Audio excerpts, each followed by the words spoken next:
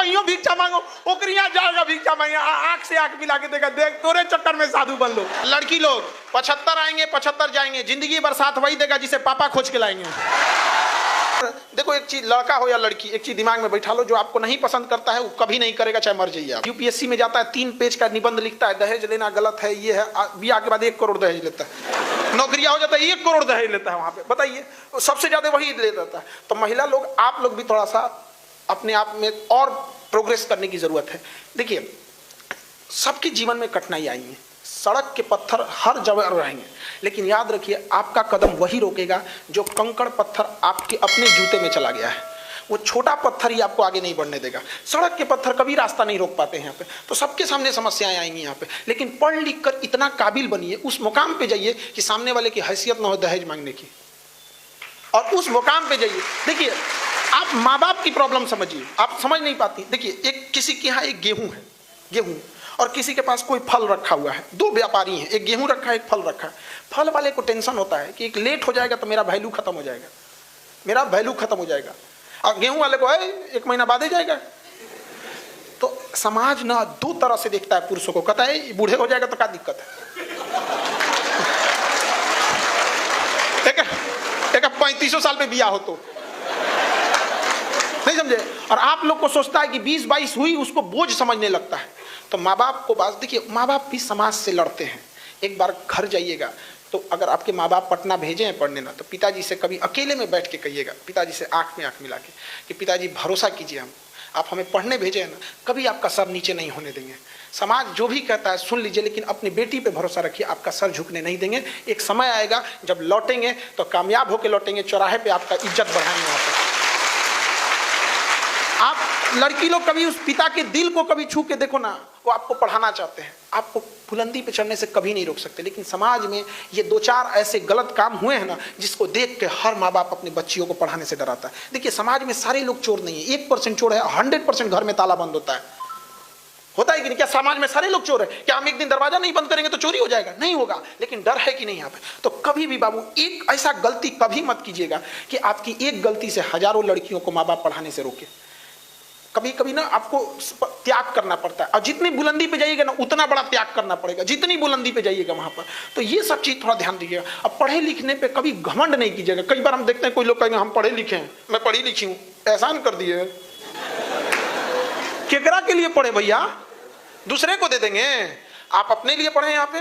तो पढ़ने लिखने का अर्थ ऊंचाई पे जाने का मतलब होता है त्याग करना, करुणा का भाव आना। आप देखिएगा जितने बड़े भगवान लोगों को देखिएगा बड़ा प्रेम से बतियाएंगे।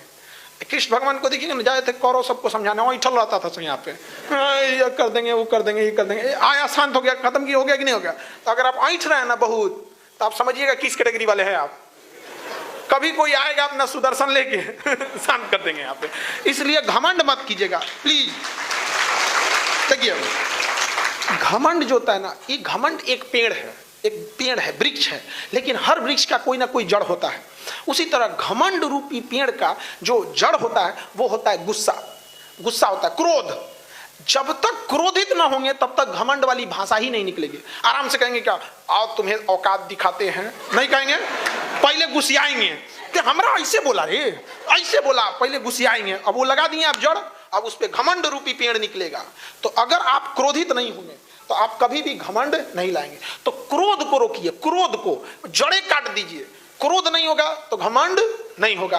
अहंकार, रावण अहंकार त्याग रहा था। अरे भैया पेड़वा कई घड़ी काटोगे फिर जड़ रहेगा निकले, ओकरा गुस्से ज्यादा आता था, ओकरा गुस्सा ज्यादा था, लड़ गया हनुमान जी से।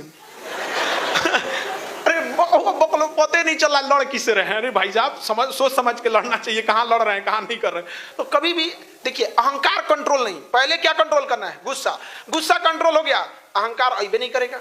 और देखिए गुस्सा और आंधी ये दोनों जब चले जाते हैं तब अंदाजा लगता है नुकसान कितना हुआ था। उसके बाद सिर्फ समेटना बाकी रहता। अब समेटा हो गई काम, अब उसके बाद पछताएंगे, अरे यार ऐसा नहीं बोलना चाहिए। तो अब क्या कीजिएगा? एक बार आपके मुंह से निकल गया उस तरह की वाणी, तो अब आप कुछ नहीं कर सकते हैं। आप समझ में आ कि नहीं आ गया आप पे? और जीवन में कई बार आप लोगों से भी गलती हो जाती है, कभी किसी से उदंड बात कर दिए, कभी कुछ हो गई, तो ठोकर खाने से सीख लिया कीजिए और कोशिश कीजिए कि दूसरों के ठोकर से भी कुछ सीखे, वरना अपने ठोकर खाते खाते सीखेंगे तो ये जन्म तो ठोकरे खाने में खत्म हो जाएगा। तो सीखेंगे कब यहाँ पे? तो जो बड़े बुजुर्ग आपसे जो बड़े लोग हैं, ये लोग अनुभवी हैं, इन्होंने समाज के उस रूप को देखा है जिसे आप नहीं देखे हैं। समझ आ गई नहीं क्या आपने? तो ठोकर खाना कोई गलत बात नहीं है, लेकिन उससे नहीं सीखना गलत बात है। और ठोकर खाने में क्या बुराई है? जहर थोड़े कि मर जाएंगे।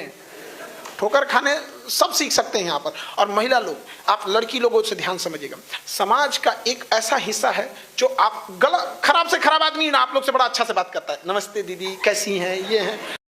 इसका मतलब ये नहीं कि दुनिया इतनी अच्छी है। समझ में आ गया कि नहीं आ गया? ये सब दुनिया को थोड़ा अच्छा से देखा है, सब समझ में आ गया कि नहीं?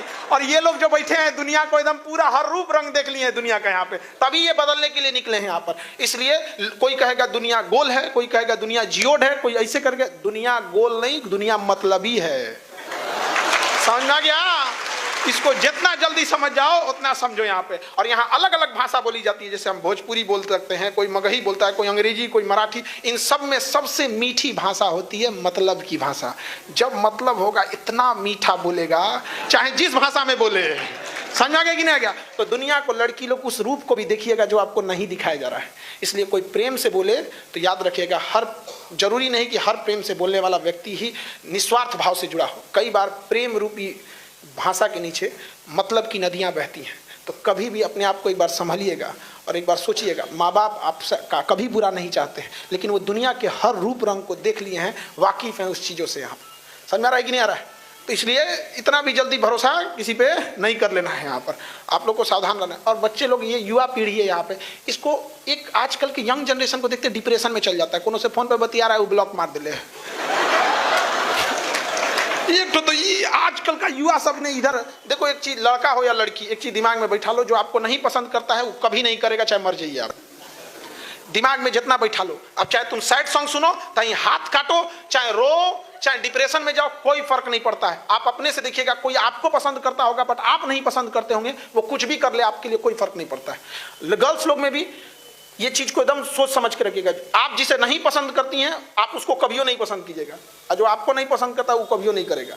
इसलिए जिंदगी में तालमेल मिला के चलिए। यहाँ पे ये नहीं कि अब आजा फिल्म वाला और चौपट कर दिया है सब। फिल्म वाला वो देखता है, कोनो पगला के, कोनो अजब भइले, कोनो पागल खाना में चल गया, ये चल गया। अरे एक तारा टूटने से कभी आसमान सुना हुआ है जी?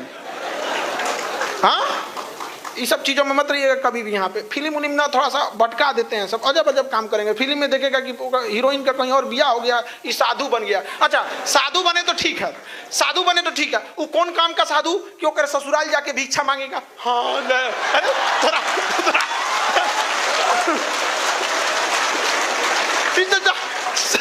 साधु बनो तो जाओ कहीं भिक्षा मांगो, ओकरी यहाँ जाएगा भिक्षा मांगे, आंख से आंख मिला के देखा, देख तोरे चक्कर में साधु बन लो, क्या फायदा भाई? तो युवा पीढ़ी ये सब लाल पीला हरा से बचिए। बाज की तरह उड़ान भरना है तो तितलियों का साथ छोड़ दो। समझ में आ गया कि ना है? लड़की लोग 75 आएंगे 75 जाएंगे, जिंदगी भर साथ वही देगा जिसे पापा खोज के लाएंगे।